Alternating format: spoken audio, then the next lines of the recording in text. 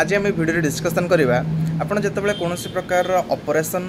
Theatre को जाती कौन गोटे पेसेंट ऑपरेशन होगापाई चाहे प्रथम डॉक्टर माने तांकर सुगर लेवल चेक करती पेसेंट रे सुगर लेवल सी डायबिटिक पेसेंट कि नुह कि डायबिटीज लेवल केते सुगर लेवल केते अच्छी बॉडी रे ब्लड रे सेटा को चेक कला परे से माने ऑपरेशन प्रोसीड्योर स्टार्ट करती। तो या कहीं करा जाए जदि सुगर लेवलटा अधिक अच्छी से माने कहीं ऑपरेशन करती मुख्य रिजन मुझे आपको कहबी वीडियो रे। तो प्रथम कथा जदि आपण बॉडी रे सुगर लेवल अधिक अच्छी आपण डायबिटिक पेसेंट ताहले आपणकर ओंड हिलिंग रो जो कैपेसिटी अच्छी सेटा डिस्टर्ब हो माने कौन ना आम नॉर्मली जो घा अच्छी माने जल्दी सुखिबो नाही या कारण कौन मल्टीपल फैक्टर अच्छी आ ऑपरेशन भी प्रॉब्लम हो गोटे गोटे कथा कहूँ। फास्ट कथा आम यदि ऑपरेशन कथा कहबा ना जदि आम ओंड हिलिंग रो कथा कहबा माने घाटा सुखिबा जदि ऑपरेशन होउची ताने घा सुखिबा पई आपनकर कौन दरकार ना कोलाजेन दरकार फाइबर दरकार ये सब कौन करेंगे ना से आम घा को जो छाड़ी थी आम धीरे धीरे एमती जॉइंट करेंगे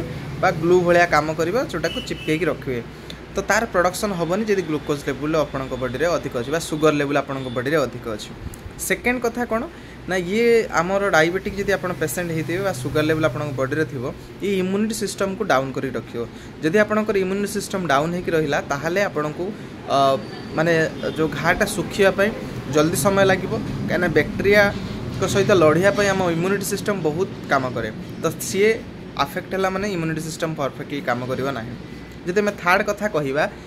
ड्यूरिंग प्रोसीड्योर माने जितेबाला ऑपरेशन होता है सेतेबाला कौन हुए ना जितेबाला कट लगे छोट छोट जो माइक्रो वेसल रहा जहाँ आम कैपिलारी बोली कहते सी जितेबाला कौन हम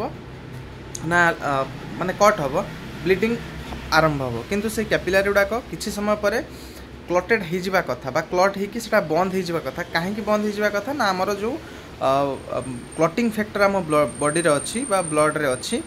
तो सी कौन करेंगे ना सेठी बंद करदे कथा क्लट करदे कथा ब्लड किंतु सेठी हम ना कहीं ग्लूकोज लेवल आम बॉडी रे सुगर लेवल आम बॉडी रे अधिक अच्छी।